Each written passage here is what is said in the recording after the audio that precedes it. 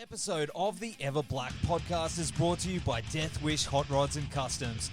Check out their Instagram for all their new t-shirts, caps, beanies, cups, and the all-new Atomic Death lineup.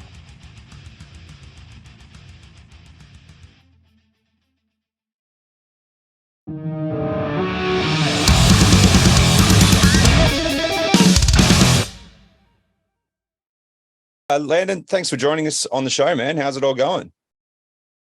Good. Just been trying to enjoy the summer, the good months of the year. So just been relaxing, wrote some songs, and yeah, it's been pretty chill. Very nice. You guys have just finished like a massive North American tour. Like, sounds like the downtime's going well then. Yeah, we did like 2 weeks. It was like just kind of to get us to some festivals. We just did I think we did like 7 shows with Wage War, and then we did like some headlining stuff. So yeah, it was cool. It was the first time we'd done like headlining shows in a really long time. So yeah, it was fun though. The photos that were coming out of it were just mind-blowingly awesome. Yeah, it was fun.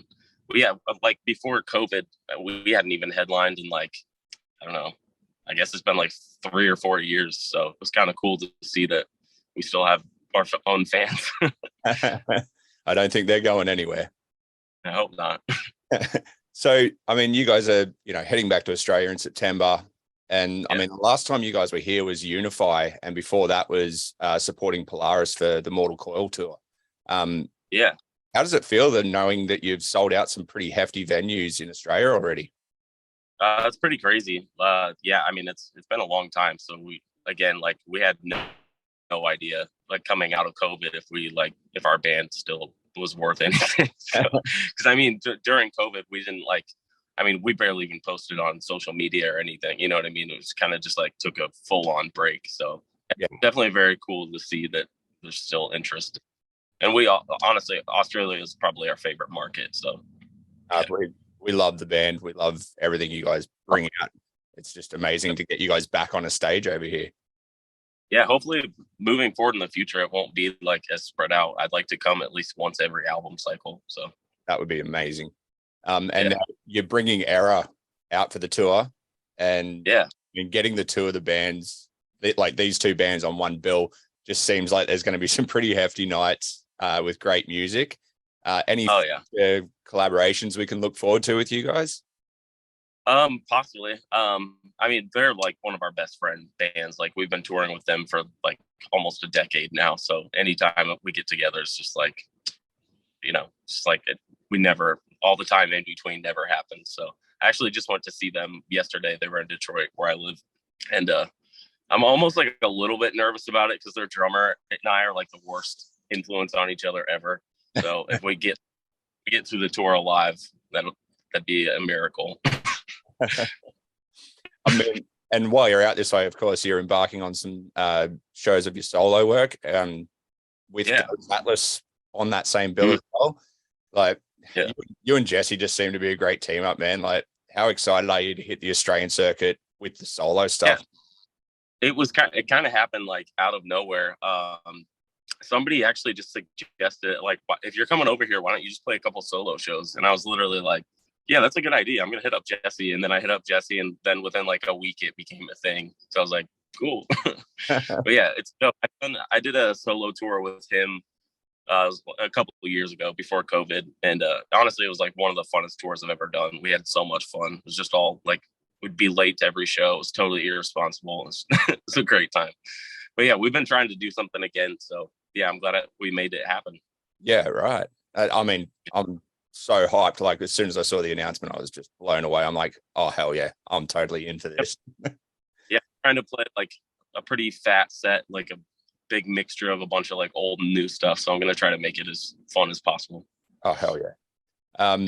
So recently we've had like Kill Me, Frontal Lobe Submission, most recently Maddie's Song. Have we got a full album to look forward to this year or early next?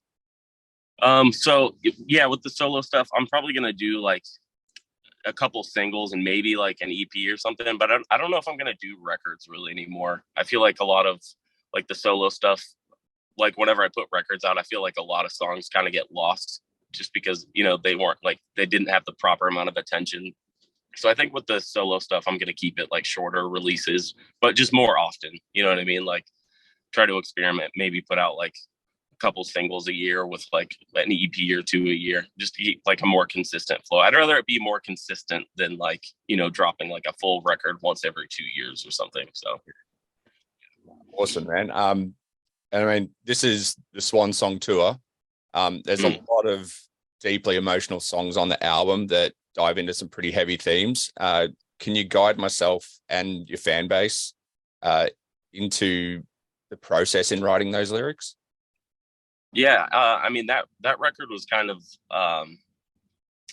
it was like a lot of life experiences that I hadn't really ever talked about, just like a lot of like relationship stuff, like mental health type issues and stuff like that. And I kind of like I got in the mindset of like I wanted to kind of like move away from super sappy, like like super depressing shit. So I guess this was kind of like my farewell to like all the negative stuff, I guess, because our whole band is basically built around negativity and stuff. And so like moving forward with the band, like I think people notice like the themes of things is going to kind of change. Yeah, it's still going to be a lot, but like it was kind of just like a departure album from a lot of themes that I felt like maybe I'd talked about a little bit too much, I guess, if that makes sense. But yeah, it was just kind of like pretty much all of our music is just me venting about me being a little baby about everything. Yeah. I was wondering about like the title, like Swan Song. I'm like, oh, is this like, this better not be like Plot's Swan Song. But yeah, it is a departure from like all those old themes, and yeah, definitely a fitting name for an album. I think before almost every record we put out, I'm always kind of the mindset like, I kind of want this to be the last one. Like, I don't know. I really don't like touring that much. And I think as I get older, I just like being home more and more. So with this album, I kind of like originally was like, I think this could possibly be the last one.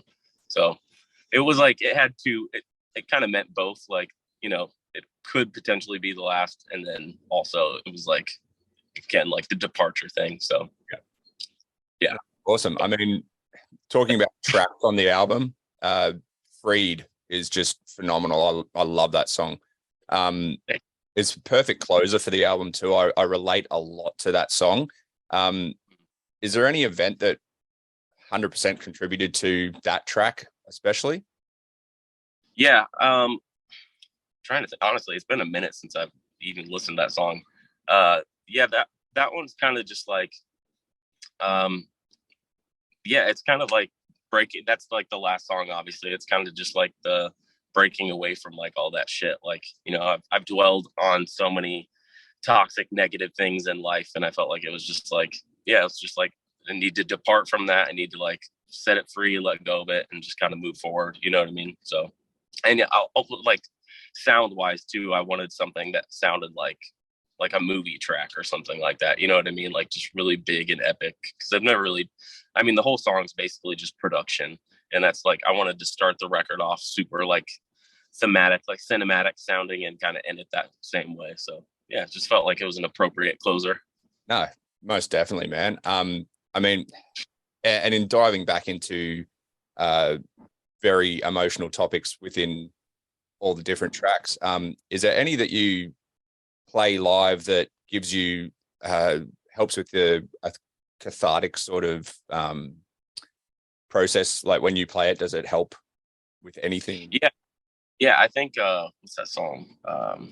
Too Far Gone. I think that one is like, I mean, that song in general for me was like pure therapy. You know what I mean? To like actually put down the words to something like I'd never really broken down. You know what I mean? Like never really. It was like a tangible thing that I could look at, and like almost, I don't know, whenever you write something down, it just makes it more real than you actually realized, if that makes sense. So yeah, even just saying some of those words, sometimes I'm like, damn, I can't believe like I was at that point. You know what I mean? So there's a few songs like that for us though. I try like not to get emotional or like think too deeply about it because I don't want to like get distracted from like the performance or whatever. But yeah, all of our stuff is like pretty deeply personal to me. So yeah. Awesome. So what's the future look like for Plot? Is there anything in the background that you'd like to let us in on? Yeah, so I just over the last like 3 or 4 months, I wrote 3 songs that we just had mixed by one of my favorite mixers on earth. He does like some of the biggest records like in our genre right now. And ever since I heard his stuff, I'd wanted to work with him. So finally made that happen, which I'm really excited about. I think it's the 3 best songs we've ever had by far. So I think we're gonna like kind of spread those out throughout the rest of this year, because they're all like, we want to give each one like individual attention and make sure that they're done right, and with videos and content and everything like that. And then I'll probably start working on the next record probably in the winter time at some point. But yeah, we've got a headlining tour in the summer, or in November. Yeah. And then I think we're probably just gonna chill and write for the rest of the year. Awesome, man. So, yeah. Well, yeah, thanks for hanging on the show. Just one final question, and yeah, feel free not to answer it, but why do you feel nothing for me? God, I can't wait for that song to go away. No, in all fairness, I'm very thankful for it. It's definitely opened up a lot of doors, but yeah, I'm getting to the point where I'd rather play anything else. Awesome, man. Like, thanks for joining us again. We'll have all the links on the show's ticketing, everything Plot in You. Until then, man, take care, and we'll see you soon. Thank you. Appreciate it, man. Have a good one.